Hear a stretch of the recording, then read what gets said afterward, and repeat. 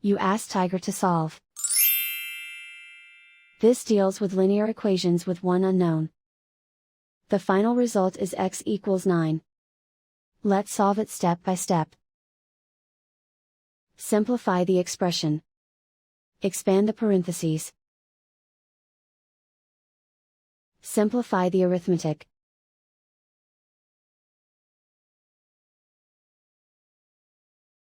Group all x terms on the left side of the equation. Subtract 14x from both sides. Group like terms. Simplify the arithmetic. Group like terms. Simplify the arithmetic. Group all constants on the right side of the equation. Subtract 37 from both sides.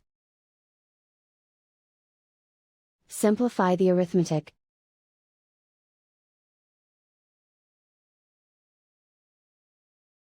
Isolate the x. Divide both sides by -4. Cancel out the negatives. Simplify the fraction. Cancel out the negatives. Find the greatest common factor of the numerator and denominator. Factor out and cancel the greatest common factor. And so the final result is x equals 9.